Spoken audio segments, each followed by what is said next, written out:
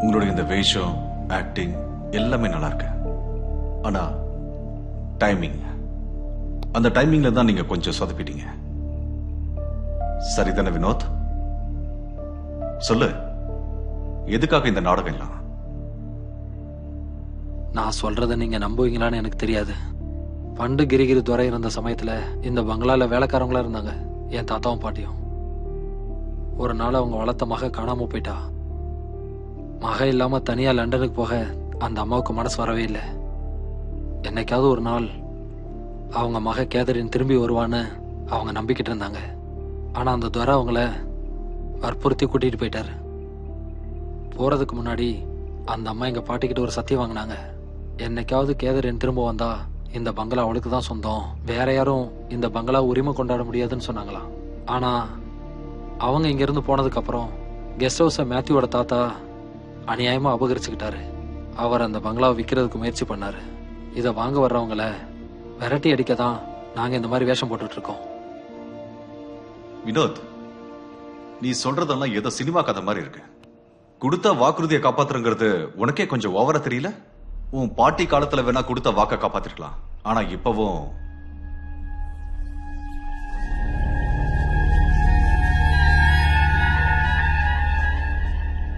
உண்மையை சொல்லு.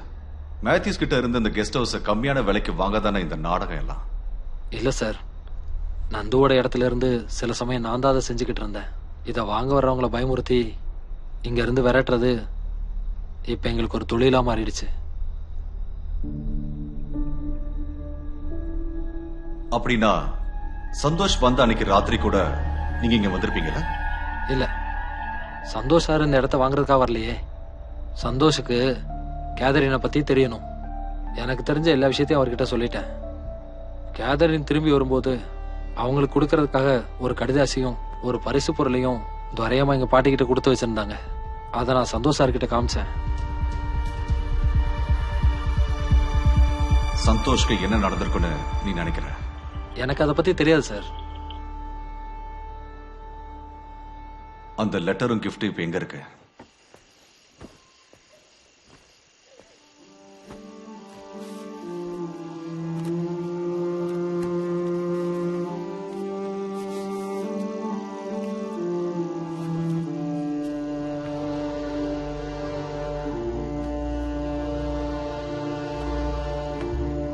இதான் சார் நான் சொன்ன அந்த கிஃப்ட்.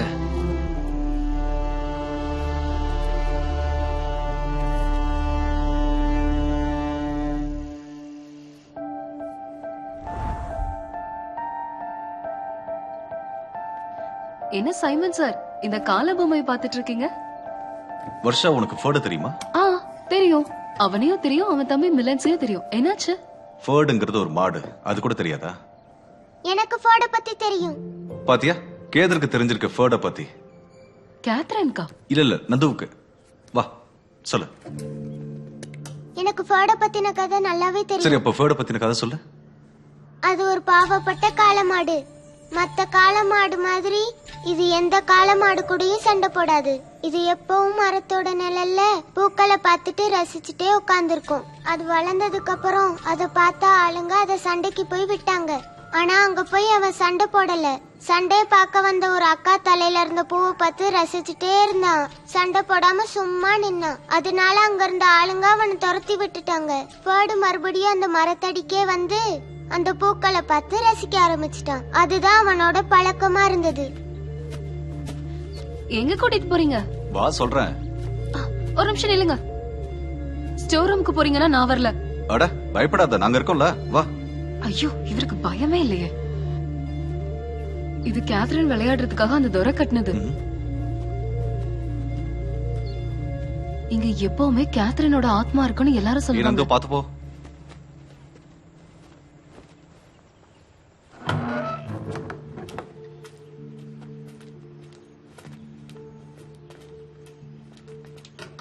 எதுக்காக இப்ப இங்க வந்தீங்க?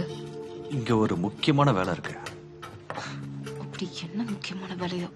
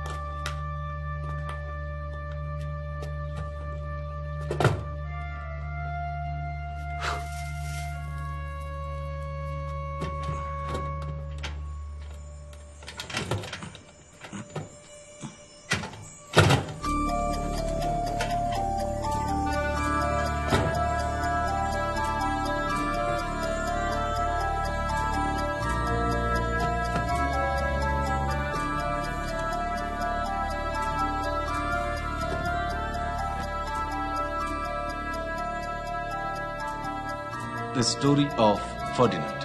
வர்ஷா, இந்த புத்தகத்துல ஒரு கதை இருக்கு. இந்த புக்கு வந்தது 1936ல.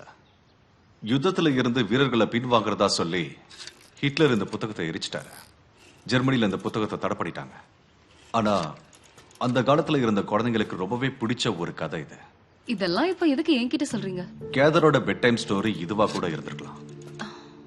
நீ வேணுடா கண்ண மூடி யோசி. அவ வந்து உன் காது கிட்ட இந்த கதையை சொல்லுவா. கண்ண மூடுறியா? அட சும்மா கண்ண மூடு.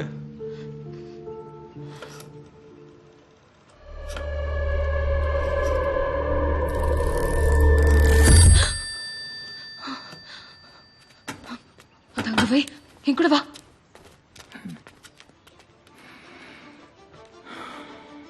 And he just sat down quietly and smelled. He wouldn't fight and be fierce no matter what they did. He just sat and smelled. And the banderilleros were mad, and the picadores were madder. And the matador was so mad, he cried because he couldn't show off with his cape and sword. So they had to take Ferdinand home. And for all I know, he's sitting there still, under his favorite cork tree, smelling the flowers just quietly.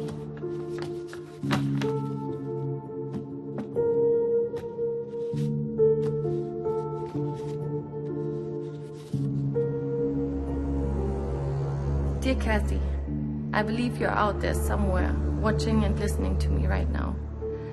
I miss you so much and love you so much more than you can imagine. I believe you're alive, and I know that hope speaks louder than fear. It is my hope that you can reach out to me. I feel your absence every day. Kathy, that is compelling me to go to England. Under his favorite cock tree, and for all I know, you are sitting there still. Under his favorite cock tree, and for all I know, you are sitting there still. Under his favorite cock tree, smelling the flowers just quietly. He is very happy.